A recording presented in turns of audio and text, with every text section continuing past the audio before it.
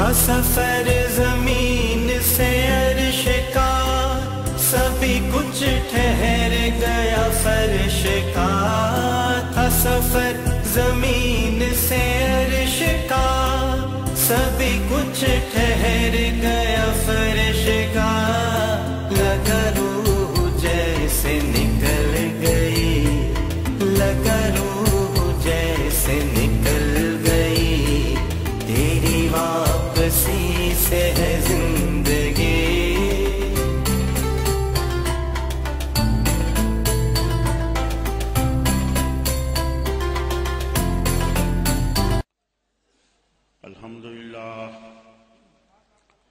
الحمدللہ رب العالمین، والصلاة والسلام علی سید المرسلین، خاتم النبیین رحمت للعالمین، سیدنا و سندنا و نبینا و حبیبنا و کریمنا و مولانا و ملجانا و ماوانا محمد، وبارک وسلم وصلی علیہ۔ اما بعد فاعوذ باللہ من الشیطان الرجیم، بسم اللہ الرحمن الرحیم۔ لقد من اللہ علی المؤمنین اذ بعث فیہم رسولا، صدق اللہ مولانا العلی العظیم وصدق رسولہ النبی الکریم، ونحن علی ذلک لمن الشاہدین والشاکرین، والحمد للہ رب العالمین۔ ان اللہ وملائکتہ یصلون علی النبی، یا ایہا الذین آمنوا صلوا علیہ وسلموا تسلیما۔ اللہم صلی علی سیدنا و مولانا محمد وعلی آلہ وصحبہ سیدنا و مولانا محمد، وبارک وسلم وصلی علیہ۔ محترم حضرات، آج پہلی دفعہ یہاں ڈھوڈا شریف حاضری کا شرف حاصل ہوا۔ نہ میں کوئی خطیب ہوں، نہ وائز، نہ مقرر، محبتوں کے رشتے ہیں۔ اس آستانے سے محبت اور پیار کے ساتھ یاد کیا گیا، میں حاضر ہوا۔ کچھ جملے عرض کروں گا، اللہ تعالیٰ حق کہنے، حق پر عمل کرنے کی توفیق عطا فرمائے۔ عزیزان محترم، آج جو ہمارے لیے جو سب سے بڑا ایک مسئلہ بنا ہوا ہے وہ یہ ہے کہ ہمیں نہ آج حق کا پتہ چلتا ہے، نہ باطل کا پتہ چلتا ہے، سچ کیا ہے، جھوٹ کیا ہے، کچھ پتہ نہیں چلتا۔ جب ایسا دور آ جائے کہ جہاں حق اور باطل میں پہچان نہ ہو سکے، تو پھر ضرورت اس امر کی ہوتی ہے کہ انسان اپنی عقل سے کام کرے، کیونکہ عقل وہ واحد چیز ہے کہ جس کی بنیاد پر انسان کو فضیلت ملتی ہے۔ مثال کے طور پہ مجھے یہ بتائیے گا کہ نماز انسانوں پہ فرض ہے یا جانوروں پہ؟ جانور نماز، ذرا زور سے بولئے، اتنا بڑا مجمع ہے، جانور نماز نہیں پڑھتے۔ ایک مرتبہ پھر بول دیے، جانور نماز نہیں پڑھتے۔ اب ذرا پہلے اپنے گربان میں جھانک کے دیکھیے گا کہ ہم انسان ہیں یا جانور۔ اگر انسان ہوں گے تو ضرور نماز پڑھیں، اور اگر جانور ہیں تو نماز نہیں پڑھیں۔ عقل بتائے گی کہ تو انسان ہے یا تو جانور۔ پھر مجھے یہ بتائیے گا کہ کیا پاگل پہ نماز فرض ہے؟ نہیں ہے فرض۔ کیوں؟ کیا اس کی شکل و صورت انسانوں جیسی نہیں ہے؟ کیا اس کی ہر چیز انسانوں جیسی نہیں ہے؟ پھر اس پر نماز فرض کیوں نہیں؟ اس لیے کہ اس کے پاس عقل نہیں۔ یہ جتنا بھی کھیل ہے یہ سارا عقل کا کھیل ہے۔ اگر عقل کو چھوڑو گے تو میں قسم کھا کے کہتا ہوں پھر کچھ بھی نہیں رہے. اور جب ایسا دور آ جائے جہاں حق اور باطل میں پہچان تک نہ رہے تو پھر ضرورت کس امر کی ہے کہ انسان عقل سے کام لے. آج ہمیں جس انداز سے گمراہ کیا گیا ہے اور وہ گمراہی کس چیز سے ملی؟ آستانوں کو نشانہ بنایا جا رہا، آستانوں کو ختم کرنے کی کوشش کی جا رہی ہے.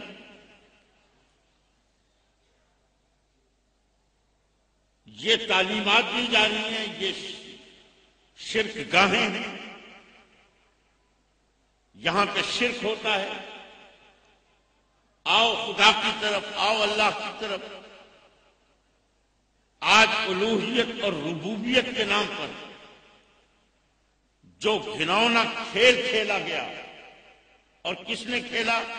یہ غیر مسلم دنیا نے، جس کے لیے قرآن نے واضح طور پر کہا تھا کہ یہ یہود و نصارہ تمہارے کبھی دوست نہیں ہو سکتے.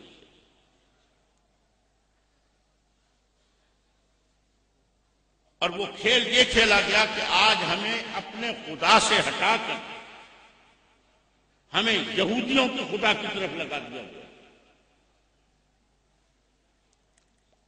کس طریقے سے؟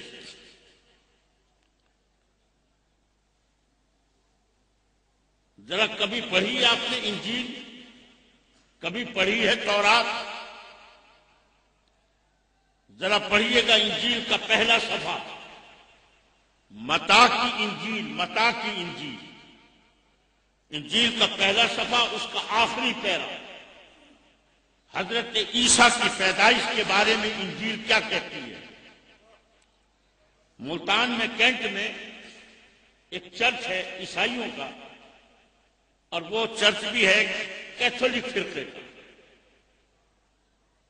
ہر دین میں، ہر مذہب میں فرقے رہے، لیکن جو گندگی اسلام میں فرقہ پرستی میں پھیلائی گئی، میں قسم کھا کے کہتا ہوں دنیا کے کسی دین میں فرقہ پرستی کے اعتبار سے اتنی گندگی نہیں پھیلائی گئی. وہاں کے پادری صاحب، ان سے اکثر و بیشتر ملاقات ہوتی رہتی ہے، میرے پاس تشریف لائے اور یہی موضوع چھیڑا، شرک کا موضوع چھیڑا. اور مجھ سے وہ کہنے لگے کہ آپ ہمیں مشرک کیوں کہتے ہیں؟ آپ کو پتہ ہے ہم عیسائیوں کو کیوں مشرک کہتے ہیں؟ اس لیے کہ وہ حضرت عیسیٰ کو اللہ کا بیٹا کہتے ہیں. انہوں نے اپنی انجیل نکالی، میں نے پہلے بھی پڑھی ہوئی تھی. انجیل کا پہلا صفحہ، متی کی انجیل، اس کا آخری پیرا. ذرا پڑھیے اس میں حضرت عیسیٰ کی پیدائش کے بارے میں انجیل میں کیا لکھا ہے. تو وہاں لکھا ہے کہ روح القدس نے مریم کو پھونک ماری جس سے مریم حاملہ ہوئی. روح القدس نے مریم کو پھونک ماری جس سے مریم حاملہ ہوئی. مجھ سے وہ پادری صاحب کہنے لگے، قاضی صاحب آپ کا قرآن کیا کہتا ہے عیسیٰ کی پیدائش کے بارے میں؟ تو علماء کرام موجود ہیں، بتائیے ہمارا قرآن کیا کہتا ہے؟ ہمارا قرآن بھی یہی بات کہتا ہے جو عیسائیوں کی انجیل کہہ رہی ہے. ہمارا قرآن بھی یہی کہتا ہے کہ حضرت جبرائیل علیہ السلام نے پھونک ماری جس سے حضرت مریم حاملہ ہوئی. وہ مجھ سے پوچھنے لگے کہ آپ ہمیں مشرک کیوں کہتے ہیں؟ جو آپ کا قرآن کہہ رہا ہے وہی ہماری انجیل کہہ رہی ہے. ہم نے عیسیٰ کی، ہم نے مریم کی اور اللہ کی کوئی شادی نہیں کرائی. ہم نے کوئی اللہ کے اور مریم کے کوئی جسمانی یا جنسی تعلقات نہیں بنائے. ہماری کتاب وہی بتا رہی ہے جو آپ کا قرآن کہہ رہا ہے. کہ ہم نے جو عیسیٰ کو اللہ کا بیٹا کہہ دیا تو وہ اس اعتبار سے نہیں کہا کہ اللہ کی اور مریم کی کوئی شادی ہوئی ہے یا ان کے کوئی آپس میں تعلقات ہیں. ہم نے تو اس اعتبار سے کہا کہ جیسے میں آپ سے پوچھوں آپ کس کے بندے ہیں تو ہم کیا جواب دیتے ہیں؟ اللہ کے بندے. یعنی کہ عیسیٰ کا کوئی باپ نہیں ہے، اس اعتبار سے کہہ دیا کہ عیسیٰ خدا کا بیٹا، ورنہ ہم نے کوئی اللہ کی اور مریم کی کوئی شادی وادی نہیں کرائی۔ اور پھر وہ کہنے لگے ہم تو ایک عیسیٰ کو اللہ کا بیٹا کہتے ہیں، ایک عیسیٰ کو۔ آپ مسلمانوں کا کیا حال ہے؟ انہوں نے ایک اشتہار نکالا کسی مذہبی تنظیم کی طرف سے چھپا ہوا، میرے ٹیبل پہ پھیلایا اور کہنے لگے کاغذ صاحب پڑھیے اس پر کیا لکھا ہے۔ اشتہار کے آخر میں لکھتے ہیں نا کہ من جانب فلانا، اس اشتہار کے آخر میں لکھا ہوا تھا من جانب فرزندان توحید۔ مجھ سے کہنے لگے یہ فرزند کس کو کہتے ہیں؟ بیٹے کو کہتے ہیں نہیں کہتے؟ کہنے لگے ہم نے تو ایک عیسیٰ کو اللہ کا بیٹا کہا، تو آپ نے ہمیں مشرک بنا دیا۔ آپ تو سارے کے سارے ہی فرزندان توحید بنے بیٹھے ہو، اللہ کے بیٹے بنے بیٹھے ہو، ہمیں مشرک کہتے ہو۔ مشرک تو آپ خود لوگ ہو۔ عزیزان محترم، ذرا خدا کے لیے سوچیے گا، اب اگر انجیل اگر یہ کہتی ہے کہ روح القدس کی پھونک سے مریم حاملہ ہوئی، تو کیا ہم عیسائیوں کے خدا کو تسلیم کر لیں؟ کیا ہم یہودی کے خدا کو تسلیم کر لیں؟ چاہے وہ کتنا ہی ان کی کتاب کچھ بتاتی رہے، لیکن میں کسی یہودی کے خدا کو نہیں مانتا، میں کسی عیسائی کے خدا کو نہیں مانتا۔ میں کس خدا کو مانتا ہوں؟ میں اس خدا کو مانتا ہوں جو محمد کا خدا ہے۔ سبحان اللہ، اللہ اکبر، یا رسول اللہ۔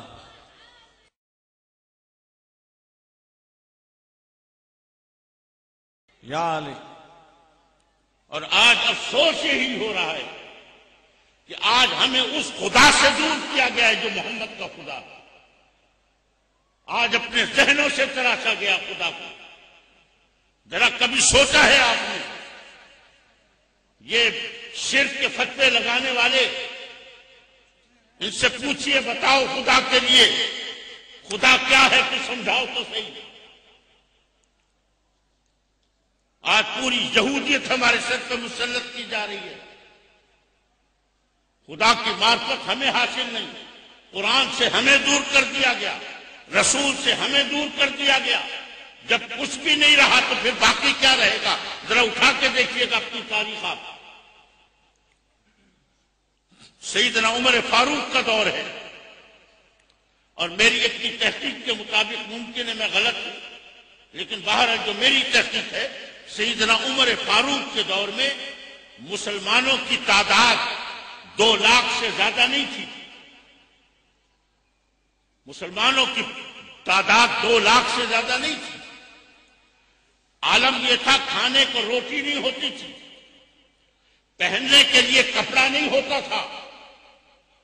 امیر المومنین مسلمانوں کا بادشاہ شہنشاہ اگر ایک دن نیا کرتا پہن کے مسجد میں تشریف لے گیا تو لوگوں نے کھڑے ہو کے پوچھا امیر المومنین یہ نیا کرتا کہاں سے آیا ہے؟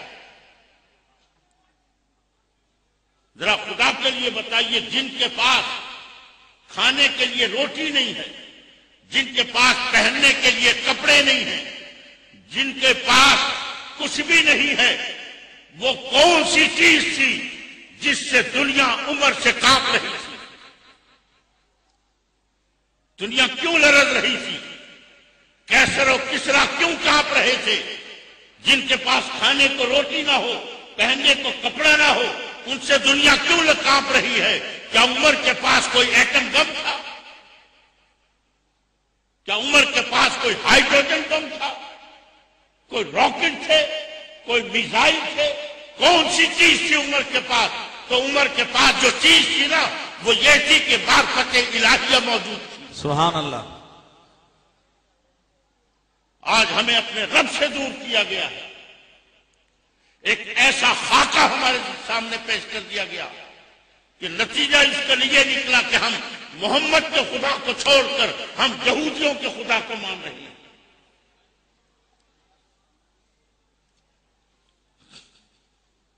اور ذرا اندازہ کیجئے، وہ پادری صاحب مجھ سے کہنے لگے کہ قاضی صاحب آپ جس آیت سے ہمارے پر شرک کا فتویٰ لگاتے ہیں، جس آیت سے انہوں نے کہا حضرت عیسیٰ کو اللہ کا بیٹا کہا، ہمارے قرآن نے اس کے جواب میں کیا آیت آئی کہ اللہ کیا ہے؟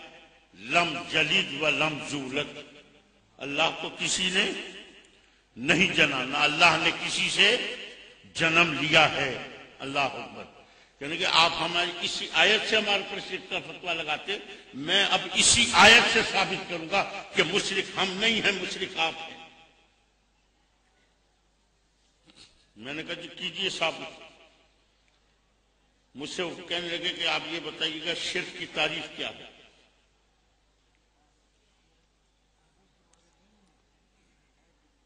جب انہوں نے یہ سوال کیا میں سمجھ گیا کہ یہ کہنا کیا چاہتے ہیں۔ میں نے کہا جناب آپ سوال بھی خود کریں، جواب بھی خود دیں، جب آپ کی بات ختم ہوگی پھر میں اپنی بات شروع کروں گا۔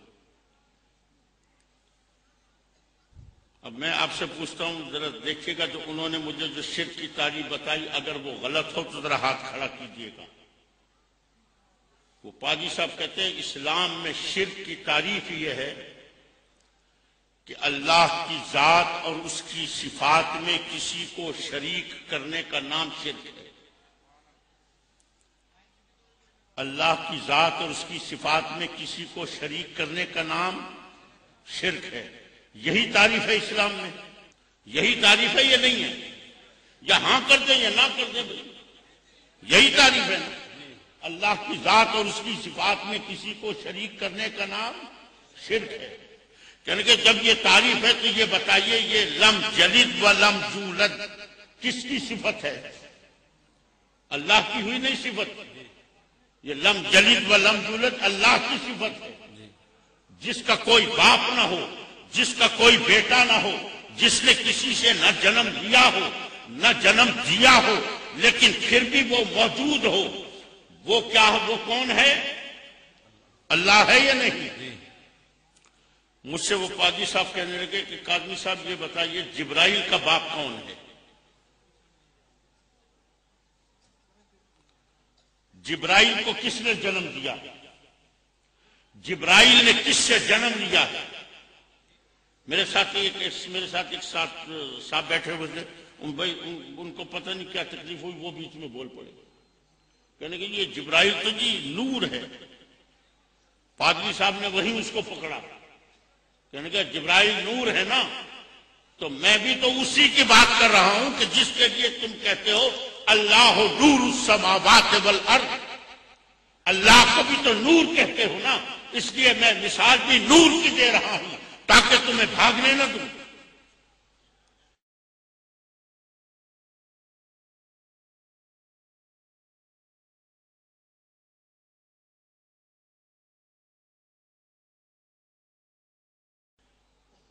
ہر فرشتہ لم یلد و لم یولد ہے، کسی فرشتے کو کسی نے جنم نہیں دیا، نہ کسی فرشتے نے کسی سے جنم دیا ہے۔ جس نے کسی سے نہ جنم لیا ہو نہ جنم دیا ہو لیکن پھر بھی موجود ہو، اس کو لم یلد و لم یولد کہا جاتا ہے۔ لیکن قاضی صاحب ہم نے تو ایک عیسیٰ کو اللہ کا بیٹا کہہ دیا تو مشرک بن گئے، آپ تو کروڑوں اربوں فرشتوں کو خدا بنائے بیٹھے ہو، ہر فرشتہ لم یلد و لم یولد۔ اللہ اکبر۔ جب ان کی بات ختم ہو گئی میں نے ان سے کہا کہ اب آپ کی بات ختم ہو گئی میں اپنی شروع کروں؟ کہنے کہ جی کریں شروع۔ کہ شرک کی تعریف یہ ہے کہ اللہ کی ذات اور اس کی صفات میں کسی کو شریک کرنے کا نام شرک ہے۔ میں نے پادری صاحب سے کہا خدا کے لیے پادری صاحب یہ آپ نے ہمارے اسلام کے اوپر کیوں بہتان باندھا ہے کہ آپ نے شرک کی یہ تعریف بیان کی کہ اللہ کی ذات اور اس کی صفات میں کسی کو شریک کرنے کا نام شرک ہے؟ مجھے دکھائیے قرآن کی کون سی آیت میں یہ تعریف آئی ہے؟ اب ذرا اپنی بھی اصلاح کر کے جائیے گا۔ علماء کرام موجود ہیں یہاں بے شمار، میں بڑی گارنٹی سے کہہ رہا ہوں مجھے قرآن کی کوئی ایک آیت دکھا دیجیے گا کہ جس کے اندر یہ تعریف آئی ہو کہ اللہ کی ذات اور اس کی صفات میں کسی کو شریک کرنے کا نام شرک ہے. مجھے قرآن کی کوئی ایک آیت دکھا دیجیے. حضور والا یہ ہماری اسلام کی تعریف نہیں ہے. اب ذرا سوچیں کہ کس طریقے سے ہمارے ذہنوں میں یہ تعریف پیوست کی گئی. یہ تعریف یہ یہودیوں کی تعریف ہے, یہ نصرانیوں کی تعریف ہے. ذرا پڑھیے کبھی یہودیت کو خدا کو مانتے ہیں اور کیا مانتے ہیں؟ وحدہ لا شریک کہتے ہیں. ذرا پڑھیے کبھی ہندوؤں کو, کبھی پڑھیے اٹھائیے بیت کو ذرا مطالعہ کریں. حالانکہ ہزاروں دیوتاؤں کی پوجا کرتے ہیں, لیکن اس کے باوجود ان کا اپنے سب سے بڑے خدا کے بارے میں عقیدہ کیا ہے ہندوؤں کا. اور ہندوؤں کا سب سے بڑا خدا ہے کون؟ ہندو کے سب سے بڑے خدا کا نام بھگوان نہیں ہے. ان کے سب سے بڑے خدا کا نام رام نہیں ہے. ان کے سب سے بڑے خدا کا نام سیتا نہیں ہے. ہندوؤں کے سب سے بڑے خدا کا نام ہے ایشور. اور پڑھیں ایشور کے بارے میں کیا کہتے ہیں. وہ کہتے ہیں ایشور وحدہ لا شریک ہے. پھر کیا ہندو کے خدا کو مانو گے؟ وحدہ لا شریک کہتا ہے. کیا عیسائی کے خدا کو مانو گے؟ کیا یہودی کے خدا کو مانو گے؟ ارے میں کسی کے خدا کو نہیں مانتا, خواہ کتنا ہی وحدہ لا شریک کہتا رہے. اور میں اس مولوی کے خدا کو بھی نہیں مانتا جو منبر پہ چڑھ کے تین مرتبہ لوگوں کو دھوکہ دینے کے لیے وعدہ کی رٹ لگاتا ہے. میں اس خدا کو مانتا ہوں جو محمد کا خدا ہے. سبحان اللہ. اللہ اکبر. یا رسول اللہ. یا نعرہ تکبیر, نعرہ رسالت, نعرہ رسالت, نعرہ رسالت. حضور یہ مسئلہ کوئی نہیں چھیڑے گا. میں آپ کو حقیقت بتا رہا ہوں. اور میں کیوں چھیڑ کے بیٹھا ہوں؟ اس لیے کہ میں عمر کے آخری حصے میں ہوں, اور مجھے روز ایسا محسوس ہوتا ہے کہ شاید آنے والا دن نہ دیکھ سکوں, اور قبر میں جانا ہے. اور قبر میں جاتے کے ساتھ ہی سب سے پہلا سوال کون سا ہوگا؟ من ربوں کا, تیرا رب کون ہے؟ آپ کیا سمجھتے ہیں کہ جس نے پوری زندگی دھرتی پہ بیٹھ کے اللہ اللہ کی تسبیحاں پڑھی ہوں, اللہ اللہ کی رٹ لگائی ہو, ساری زندگی اس کی اسی کام میں گزری ہو, اور قبر میں جا کے وہ کہتے گا ربی اللہ؟ کبھی نہیں ہو سکتا. اللہ ربی اللہ اس کی زبان پر آئے گا کہ جس کو اللہ کی صحیح معرفت حاصل ہوگی. اللہ اکبر, اللہ اکبر. میں نے کہا پادری صاحب سنیے قرآن کی تعریف, سنیں شرک کی, سارے مسئلے حل ہوں گے, سارے مسئلے حل ہوں گے. اللہ تبارک و تعالیٰ شرک کی تعریف بیان کرتے ہوئے فرماتا ہے وَإِذْ نُسَوِّيكُمْ بِرَبِّ الْعَالَمِينَ. اللہ فرماتا ہے شرک یہ ہے کہ مجھ رب العالمین کے برابر کسی کو سمجھنا, یہ شرک ہے. وَإِذْ نُسَوِّيكُمْ بِرَبِّ الْعَالَمِينَ, اللہ کے برابر کسی کو سمجھنا یہ شرک ہے. یہ ذات اور صفات کی قرآن نے بات نہیں کری. کیوں نہیں کری؟ اس لیے کہ اگر ذات اور صفات کی بات کرو گے تو پھر خود قرآن کے اوپر اعتراض آئے گا. اور وہ کیا اعتراض آئے گا؟ ابھی میں آپ سے پوچھتا ہوں, مجھے بتائیے رب کس کی صفت ہے؟ اللہ کی صفت ہے یا نہیں؟ رب اللہ کی صفت, یار تھوڑا سا ہلا دو بھائی. اللہ کی صفت ہے. اللہ کی صفت. یہی رب کا لفظ اللہ قرآن میں کس کے لیے استعمال کر رہا ہے؟ یہی رب کا لفظ. اللہ فرماتا ہے کما رب یعنی صغیرہ, کما رب یعنی صغیرہ, جو بچپن میں جو تیرے رب تھے. کس نے پالا ہے تجھے؟ ماں باپ نے پالا ہے. اللہ ماں باپ کے لیے یہی رب کا لفظ استعمال کر رہا ہے. اور یہ کیوں استعمال کیا جا رہا ہے؟ اور صرف ایک رب کا لفظ میں آگے بھی آپ کو بتاتا ہوں کہ اللہ نے کیسے کیسے لفظ ماں باپ کے لیے استعمال کیے ہیں. کیوں استعمال کیے؟ اس لیے کہ یہ بنیاد ہے کسی بھی معاشرے کو بہتر بنانے کے لیے. یہ ماں باپ وہ بنیاد ہیں کہ جو اولاد اپنے ماں باپ کی تابع فرمان نہیں، خدا کی قسم وہ اللہ کی بھی تابع فرمان نہیں ہے۔ اس لیے رب کریم ماں باپ کی عظمت، ماں باپ کی عزت، ماں باپ کی شوکت، ماں باپ کی جلالت کے لیے وہ لفظ استعمال کر رہا ہے جو ہم اللہ کے لیے، اللہ کے سوا کسی کے لیے نہیں بولتے ہیں کہ ہمارا رب اللہ ہے، لیکن اللہ یہی رب کا لفظ ماں باپ کے لیے استعمال فرما رہا ہے، کما رب یعنی صغیرہ، جو بچپن میں جو تیرے رب تھے۔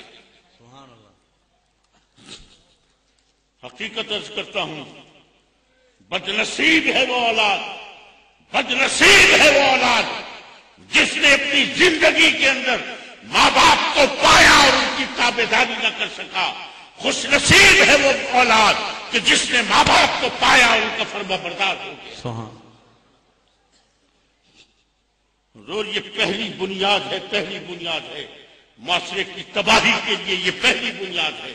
جو بیٹا اپنے باپ کا تابع فرمان نہیں ہے، جس بیٹے کا سر اپنے باپ کے آگے نہیں جھکا ہے، خدا کی قسم اس کا سر کبھی خدا کے آگے نہیں جھک سکتا۔ بہاڑی میں ہمارے ایک پیر بھائی ہے، بہاڑی میں، اللہ اکبر، ان کا بیٹا 8ویں کلاس میں پڑھتا تھا۔ میں ایک مرتبہ ان کے گھر گیا تو مجھ سے شکایت کرنے لگے، کہنے کہ جی پتہ نہیں میرے بیٹے کو کیا ہو گیا، انتہائی گستاخ ہے، روڈ ہو گیا، حضور مجھے سمجھ نہیں آ رہی، میں بہت پریشان ہوں، کوئی دعا کریں، کوئی اس کو سمجھائیں۔ میں نے اس بچے کو بلایا اور میں اس کو بچے کو بلا کے میں اس کو ماں باپ کے بارے میں درس دیتا رہا، لیکچر دیتا رہا۔ وہ میری ہر بات کے پر جی ہاں کی رٹ لگائے رکھتی۔ آخر میں نے اس کو ایک جملہ کہا، ایک جملہ۔ وہ جملہ کیا تھا؟ میں نے کہا بیٹا یاد رکھنا، اپنے سر کو ہمیشہ ماں باپ کے آگے جھکا کے رکھنا، اپنے سر کو ہمیشہ ماں باپ کے آگے جھکا کے رکھنا۔ میں نے یہ جملہ بولا، مجھے کہتا ہے جی 1-2 منٹ ٹھہرے، میں ابھی آتا ہوں۔ وہیں سے دوڑا ہوا گیا اندر اور جا کے اپنی 8ویں کلاس کی پنجاب ٹیکسٹ بک بورڈ کی کتاب، اسلامیات کی کتاب اٹھائے آ رہا ہے، کتاب کھولی، سطر پہ انگلی رکھی، مجھے کہتا ہے پڑھیے کیا لکھا ہے اس کے اندر۔ اور جب میں پڑھتا ہوں تو کیا لکھا ہے؟ اس میں لکھا تھا اللہ کے سوا کسی اور کے آگے سر جھکانا شرک ہے۔ مجھے کہتا ہے آپ مجھے مشرک بنانا چاہتے؟ میں اللہ کے سوا کسی کے آگے سر نہیں جھکاؤں گا۔ عزیزان محترم، یہ کون بدبخت ہے کہ جو اس قسم کی تعلیمات دے رہا ہے؟ یہ کس خدا کا پتہ بتایا جا رہا ہے؟ ارے آؤ محمد کے دامن میں، پوچھو اپنے نبی سے، پوچھو خدا کیا ہے۔ سبحان اللہ۔ اور مجھے وہی پتا چلا کہ اس کی وجہ کیا ہے۔ اس کو در حقیقت کوئی ایسا استاد ملا ہے جو کہ دین، جو کہ بظاہر مسلمان ہے، اندر سے یہودی ہے۔ ذرا قرآن اٹھا کے دیکھیے گا، قرآن کی تعارف کرا رہا ہے قرآن۔ اللہ تعالیٰ پہلے سپارے میں فرماتا ہے الف لام میم ذالک الکتاب لا ریب فیہ۔ اللہ تعالیٰ فرماتے ہیں یہ کتاب لا ریب کتاب ہے، اس میں کوئی شک نہ کرنا، کوئی شک نہ کرنا، لا ریب کتاب۔ اللہ اسی قرآن کے بارے میں، اسی قرآن کے بارے میں آگے اللہ تعالیٰ چل کے کیا فرماتا ہے؟ اللہ تعالیٰ فرماتا ہے یضل بہ کثیرا، اس قرآن سے بہت سے لوگ گمراہ ہیں۔ مجھے خدا کے لیے بتائیے، کیا قرآن گمراہی دینے والی کتاب ہے؟ پھر کیا قرآن جھوٹ بول رہا ہے؟ نہیں جھوٹ بول رہا، سچ کہہ رہا ہے نا۔ کیا سچ کہہ رہا ہے؟ یضل بہ کثیرا، اس قرآن سے بہت سے لوگ گمراہ ہیں۔ گمراہی دینے والی کتاب نہیں ہے، پھر قرآن سے کیسے گمراہی ملے گی؟ تو عزیزان محترم، یہ بات آپ کو اس وقت تک سمجھ نہیں آئے گی جب تک کہ آپ کو یہ نہ پتہ چلے کہ قرآن کس کو کہتے ہیں۔ ابھی حضرت قبلہ قاضی صاحب نے تلاوت فرمائی، اللہ تعالیٰ ان کو اور برکتوں سے نوازے، کیا جو تلاوت کیا، کیا اس کا نام قرآن ہے؟ یہ جو الحمد سے لے کے والناس تک جو پڑھتے ہو عربی کے الفاظ، الحمدللہ رب العالمین، الف لام میم ذالک الکتاب لا ریب فیہ سیقول السفہاء، چلتے آئیے والناس تک، کیا یہ جو عربی کے الفاظ پڑھتے ہو کیا اس کا نام قرآن ہے؟ تو یاد رکھنا اس کا نام قرآن نہیں ہے، اس کا نام کیا ہے؟ اس کا نام ہے نظم قرآن، نظم قرآن۔ اور سنو قرآن کی تعریف، قرآن کی تعریف یہ ہے کہ القرآن اسم، القرآن اسم، قرآن ایک نام ہے کس چیز کا؟ للنظم، نظم کا، والمعنی، اور اس نظم کے وہ معنی جو میرے نبی نے بتائے، ان دونوں کے مجموعے کا نام قرآن ہے۔ سبحان اللہ۔ کوئی شخص نظم قرآن کو مانے اور معنی قرآن کو تسلیم نہ کرے، قرآن کا منکر ہے۔ قرآن کو ماننے والا کون ہے؟ قرآن کو ماننے والا وہ ہے کہ جو نظم قرآن کو بھی مانے اور ان معنی کو بھی مانے جو میرے نبی نے بتائے، اپنی طرف سے مانا نہیں۔ یہ 3 دفعہ قبول کیوں کرایا جاتا ہے؟ جب کسی کا نکاح ہوتا ہے نا تو کہتے ہیں بھئی ہاں وہ تو نے قبول کیا، وہ کہتا قبول کیا، قبول کیا، 1 دفعہ 2 دفعہ 3 دفعہ کیوں قبول کرایا جاتا ہے؟ 1 دفعہ کافی نہیں ہے۔ یاد رکھیے گا شریعت کے اندر جب 3 مرتبہ کسی کی زبان سے کوئی چیز ادا ہو جائے تو اس کا مطلب یہ ہے کہ اب وہ اس کے اوپر پکا ہو گیا، اب وہ اس کے اوپر پکا ہو گیا۔ اب ذرا سنیے ان کا طریقہ واردات، اور گننا 3 دفعہ ہوتا ہے یا نہیں ہوتا۔ پوچھیں کہ ہاں بیٹا ہمارا رازق کون ہے؟ اس نے کہا جی اللہ، 1 دفعہ ہو گیا۔ دوسری دفعہ پوچھے گا بیٹا رازق کا اردو ترجمہ کیا ہے؟ وہ کہے گا رزق دینے والا۔ پھر پوچھے گا ہمارا رزق دینے والا کون ہے؟ وہ کہے گا اللہ۔ 2 دفعہ ہو گیا۔ پھر تیسری دفعہ پوچھے گا بیٹا رازق کا فارسی میں ترجمہ کیا ہے؟ وہ بچہ کہے گا جی مجھے نہیں پتا مولوی صاحب، آپ ذرا بتائیے۔ کہ آؤ بیٹا میں تمہیں بتاتا ہوں، رازق کا فارسی میں ترجمہ ہے داتا۔ بیٹا بتاؤ ہمارا داتا کون ہے؟ وہ کہے گا اللہ۔ 3 دفعہ ہو گیا۔ چوتھی دفعہ اس سے پوچھے گا لاہور کے علی حجویری کو داتا کہتے ہیں، یہ شرک ہے یا نہیں ہے؟ عزیزان محترم، خدا کے لیے مجھے ذرا سمجھائیے گا۔ اللہ فرماتا ہے واللہ خیر الرازقین، اللہ فرماتا ہے رازقین میں سب سے بہتر ہوں۔ اللہ کن کو رازق کہہ رہا ہے؟ وہ تیرا باپ رازق ہے، وہ تیری ماں رازق ہے، وہ لاہور کا علی حجویری داتا ہے۔ سبحان اللہ۔ لیکن فرماتا ہے یہ یاد رکھنا، یہ رازق تو ہیں لیکن میرا جیسا رازق کوئی نہیں۔ کیوں؟ اس لیے کہ اسلام میں شرک کی تعریف یہ ہے وَإِذْ نُسَوِّيكُمْ بِرَبِّ الْعَالَمِينَ۔ اللہ فرماتا ہے شرک یہ ہے کہ میرے برابر اگر کسی کو سمجھتا ہے تو یہ شرک ہے۔ کسی کو رب کہنا شرک نہیں، کسی کو داتا کہنا شرک نہیں، کسی کو حاکم کہنا شرک نہیں۔ آگے ذرا قرآن کی اور آیتیں پڑھیے۔ اللہ تعالیٰ فرماتا ہے فَتَبَارَكَ اللَّهُ أَحْسَنُ الْخَالِقِينَ۔ مجھے خدا کے لیے بتاؤ اللہ کن کو خالق کہہ رہا ہے؟ ارے کس کے پیٹ سے تو پیدا ہوا ہے؟ کس کے نطفے سے پیدا ہوا ہے؟ تیری ماں بھی خالق ہے، تیرا باپ بھی خالق ہے، یہ سب خالق ہیں، لیکن اللہ کے برابر کوئی خالق نہیں۔ آگے اللہ تعالیٰ فرماتا ہے الیس اللہ بِأَحْكَمِ الْحَاكِمِينَ۔ بتا تیرے گھر میں کس کی حکومت ہے؟ اگر نہیں تسلیم کرتا تو وہ بیٹا نافرمان ہے جو اپنے گھر میں اپنے باپ کی حکومت کو تسلیم نہیں کرتا۔ اور یہی ایک اور بھی آپ کو ایک بات بتا دوں، اللہ اکبر، مجھے یہ بتائیے ماں افضل ہے یا باپ زیادہ افضل ہے؟ اب بولو گے تو میں چلوں گا ورنہ یہیں چھوڑ دوں گا۔ اللہ اکبر، لا حول ولا قوت الا باللہ العلی العظیم۔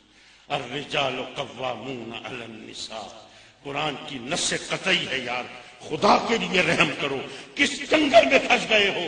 کہاں ڈوب گئے ہو؟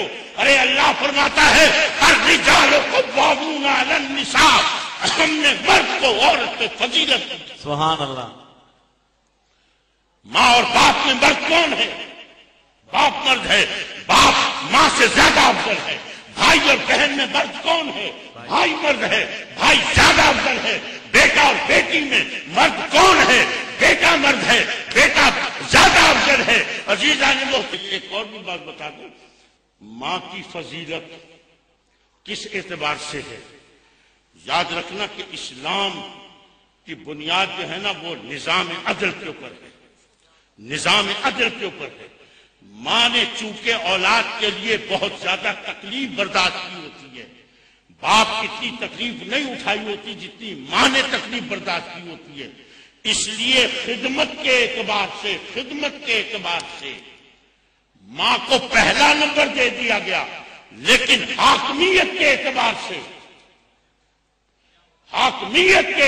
سے باپ زیادہ افضل ہے۔ مثال کے طور پہ ماں اور باپ بیٹھے ہیں، ابا کہتا ہے بیٹا فلاں جگہ چلا جا، اور ماں کہتی ہے بیٹا اگر تو وہاں گیا نا میں تجھے دودھ نہیں بخشوں گی۔ اب بچے کے لیے کیا حکم ہے؟ ماں کا حکم مانے، باپ کا حکم مانے۔ اب بچے کے لیے حکم یہ ہے کہ باپ کا حکم مانے گا، ماں کا حکم نہیں مانے گا، کیونکہ حاکمیت باپ کی ہے، سبحان اللہ۔ حاکمیت باپ کی ہے۔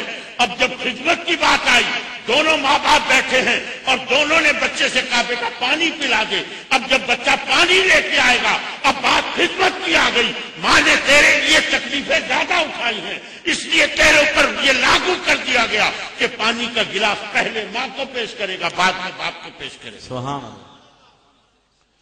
اللہ اکبر، اللہ اکبر۔ تو ہم نے تو ہر ایک چیز کو تباہ کیا۔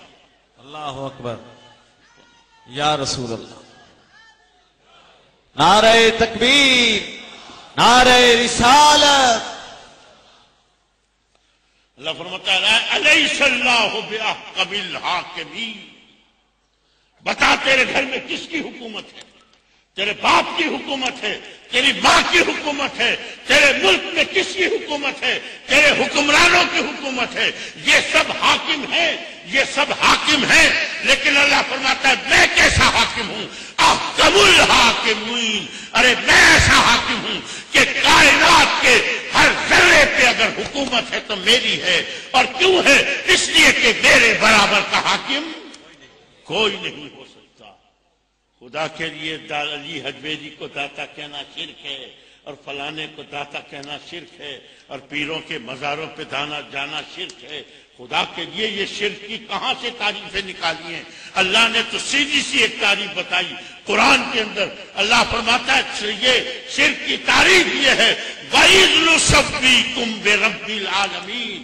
اللہ فرماتا ہے شرک یہ ہے کہ اگر تو اللہ کے برابر کسی کو سمجھتا ہے تو پھر یہ شرک ہے۔ کوئی بھی مسلمان سمجھتا ہے کسی کو اللہ کے برابر؟ اپنے پیر کو، اللہ، حضور غوث پاک کو، حضور سرکار دو عالم کو؟ تو پھر کیوں کہتے ہیں یہ کہ یہ تو یار رسول کو خدا سے ملا دیتے ہیں، رسول کو خدا سے ملا دیتے ہیں۔ اللہ کو یہ جملے کفریاں ہیں۔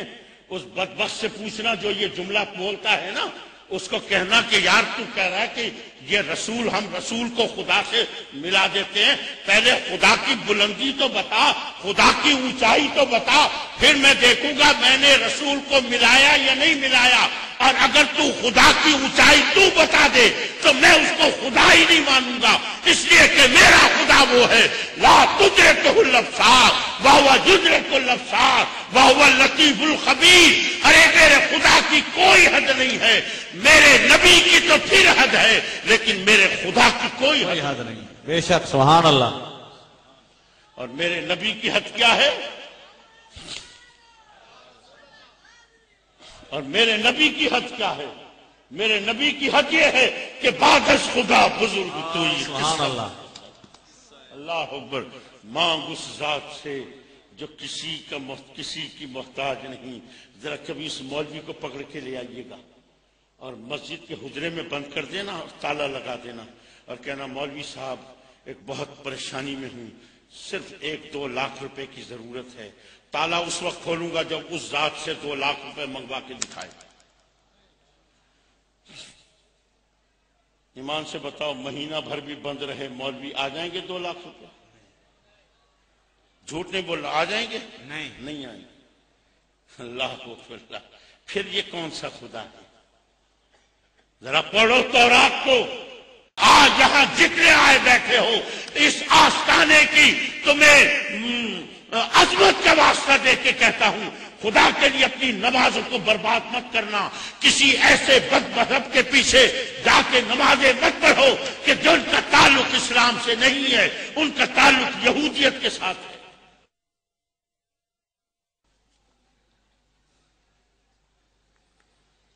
پوچھ رہے ہیں حج کے موقع پر کیا وہاں کے امام کے پیچھے نماز پڑھنا ضروری ہے؟ کیا ہم پڑھ سکتے؟ بابا میں تو نہیں پڑھتا. میں آپ کو ایمانداری سے بتا رہا ہوں، میں جتنی دفعہ حج پہ گیا، عمرے پہ گیا، میں ان کے امام کے پیچھے نہیں پڑھتا. اس لیے نہیں پڑھتا کہ میں ان کو مسلمان ہی نہیں سمجھتا ہوں. لیکن وہ یعنی کافر کو کعبے کا وہ اس نے بنا رکھا ہے، اور ظاہر ہے ہم مجبور ہیں، ہم تو اس وقت کچھ کر نہیں سکتے ہیں.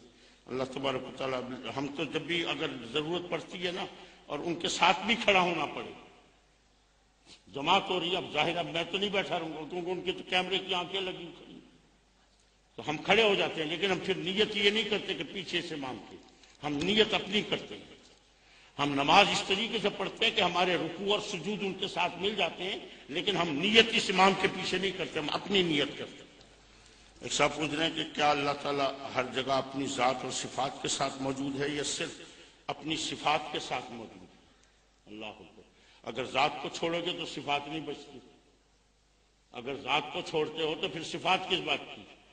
ٹھیک ہے نا جی. جو ذات، بھائی میں یہاں پہ بیٹھا ہوں، ٹھیک ہے، مجھے جو دو چار لفظ آتے ہیں میں اس کے ساتھ بیٹھا ہوں، یہ نہیں بیٹھا ہوں. ٹھیک ہے نا. اللہ ہر جگہ اپنی ذات اور صفات کے ساتھ موجود ہے. اللہ اکبر. تو میں یہ عرض کر رہا تھا کہ ان اللہ علی کل شیء قدیر، اللہ ہر چیز پر قادر ہے. یہ کس نے ترجمہ کیا ہے؟ اللہ ہر چیز پر قادر. اٹھائیے میرے والد کریم کا ترجمہ. انہوں نے یہ ترجمہ نہیں کیا اللہ ہر چیز پر قادر ہے. ان اللہ بے شک اللہ، اللہ پر، کل ہر شے چیز، قدیر قادر ہے. یہ عربی زبان کے اندر شے صرف چیز ہی کو نہیں کہتے. عربی زبان میں شے صرف چیز کو نہیں کہتے، بلکہ یہ شے جو ہے یہ شاء یشاء شیء، شاء یشاء شیء، شاء یشاء شیء کیا معنی؟ چاہنا.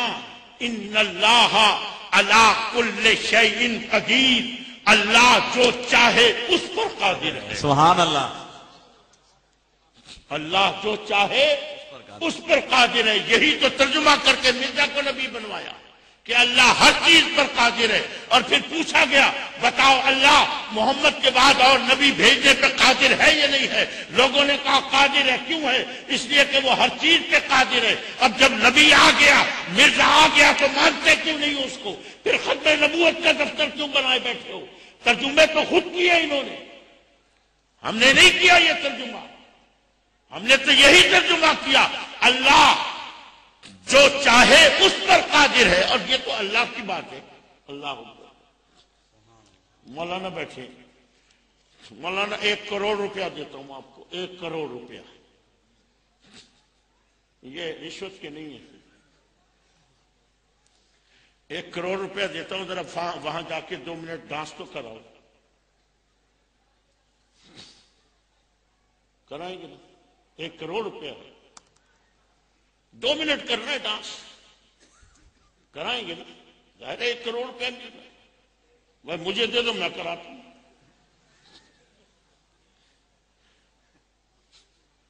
اگر ان کو کہا کہ وہاں جا کے 2 منٹ کا ڈانس ہے کراؤ، 1 کروڑ روپے دے، کہتے ہیں جی کرائیں گے. لیکن اگر یہی بات اس کو میں اس طرح کہہ دوں کہ جناب وہاں جاؤ 2 کروڑ روپیہ دیتا ہوں لیکن کپڑے اتار کے ڈانس کر کے آؤ، جائے گا کبھی؟ اب نہیں جائے گا. کیوں یار؟ یہ تو انسان کی کیفیت ہے کہ انسان جو چاہے وہ کرتا ہے، جو نہ چاہے وہ نہیں کرتا. ارے جو انسان کی کیفیت ہے، تم نے تو اللہ کو انسان سے بھی گرا دیا.